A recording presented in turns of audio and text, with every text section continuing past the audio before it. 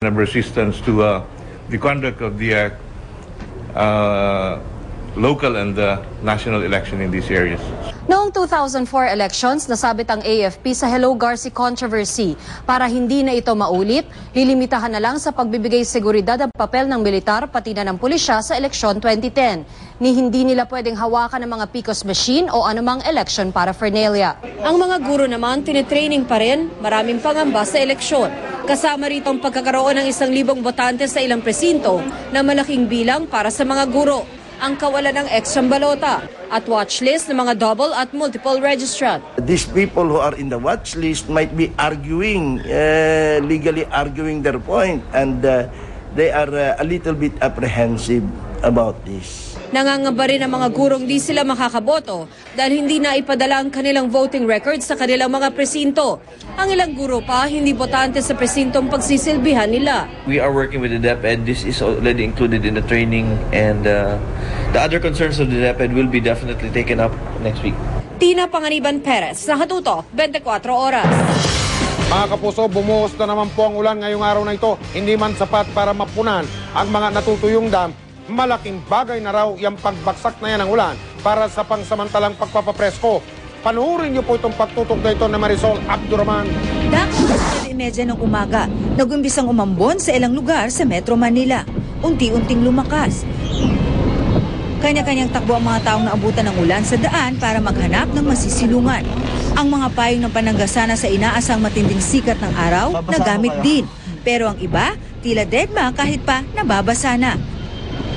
Sinamantala ng mga taga-Pasay ang pagkakataon. Gamit ang kanilang mga timba at langgana, sinahod nila ang tubig ulan para magamit pandagdag sa paglilinis sa mga palikuran. Sa Fort Bonifacio, nabasa ang mga sundalong pumaparara sa turnover ceremony ng bagong Commanding General ng Philippine Army. Ang Surigao na nakakaranas ng matinding tagtuyot, inulan din.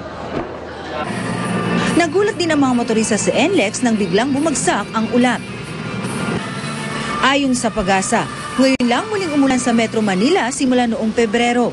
Pero hindi naman daw ito nakakapagtaka. Pag sinabi nating El Nino, hindi natin sinasabing talagang totaling walang ulan. Ang lagi nating binabanggit ay mas mababang pag-ulan, mas madalang at mas kakaunti yung ulan. Di man magtatagal ang ganitong kondisyon, malaking ginhawa pa rin daw ang dulot nito lalo na para mabawasan ang init ng temperatura. Yun nga lang, di naramdaman ng mga dam na nangangailangan ng dagdag na tubig ang buhos ng ulan. Maghapong ulan na hindi sapat. Alam mo, ang kinakailangan natin dyan, isang bagyo na magbibigay sa atin ng pag-ulan, hindi lamang sa loob ng isang araw, kung hindi 2 hanggang 3 araw. Sa kabila ng naranasan natin ngayon at nitong mga nakaraang araw, hindi raw nangangahulugan na tuloy-tuloy na ang panglamig ng panahon. Ayon sa Pag-asa, pansamantala lang daw ito. Sa katunayan, asahan na raw ang pag-init pa ng panahon sa mga susunod na araw. Marisol Abdurrahman, Nakatuto, 24 Oras. Balikan natin ang mga paghahanda para sa Cloty Pacquiao fight sa Linggo. Sobra pa sa timbang si Joshua Cloty sa ngayon, kaya puspusan ang kanyang pagpipiga para marating ang itinakdang 147-pound weight limit. Mula sa Dallas, sa Texas, Nakatutok si Chino Trinidad. Halos lahat ay nagsasabi na sure ball ng panalo ni Manny Pacquiao mula palong piliin niyang kalabanin si Joshua Cloty. Mismatch ang tingin ng marami. Para raw pinagkarera ang kabayo at ang kalabaw. Ngunit ang boxing ay hindi lang pabilisan. Kailangan din ang pinag-iba yung diskarte.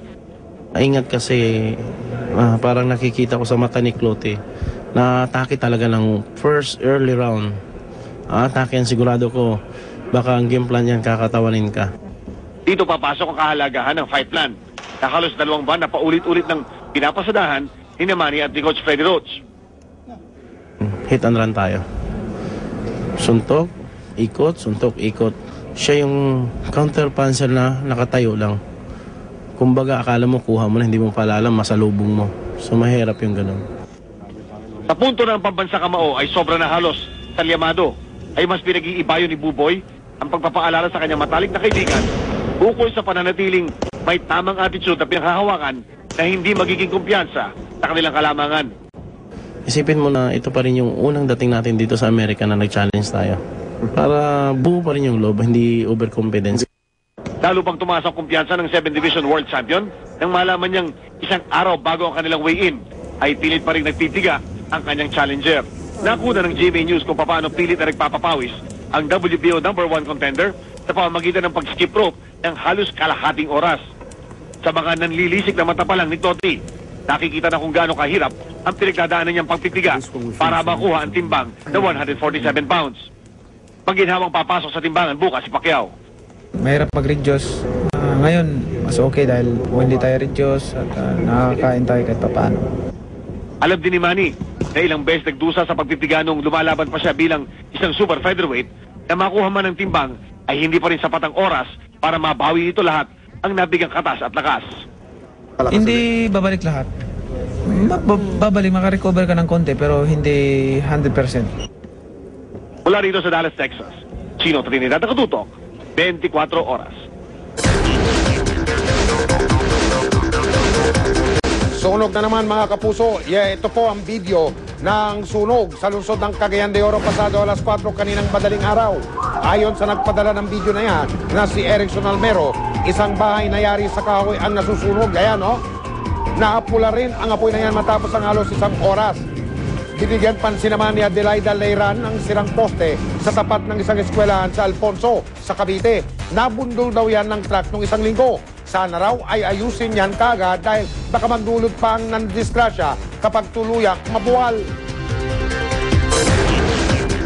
Sa mga gustong magpadala ng mga video o picture ng mahalagang balita, mag-log on sa www.gmanews.tv/uscoop. Kung MMS ang gusto ninyong ipadala, i-text ang balita MMS space, ang inyong mensahe, pangalan at address at i-send sa 4627. At kung impormasyon ang gusto ninyong ipabahagi sa amin, i-text ang balita space, ang inyong mensahe, pangalan at address at ipadala sa 4627. Susunod! Ang bansang Chile muling niyanig ng malalakas na mga aftershock habang nanunumpa ang kanilang bagong presidente. Bigati ng Hollywood si Idol Denzel Washington. Idol rin niya si Manny Pacquiao. Judy Ann Santos buntis na. Alamin natin mamaya ang reaksyon ni Ryan Agoncillo. Mga pinaka-sexy raw na mga babae sa nakaraang dekada nagpatalbugan sa pagrampa. Mapapanood natin sa pagpapatuloy.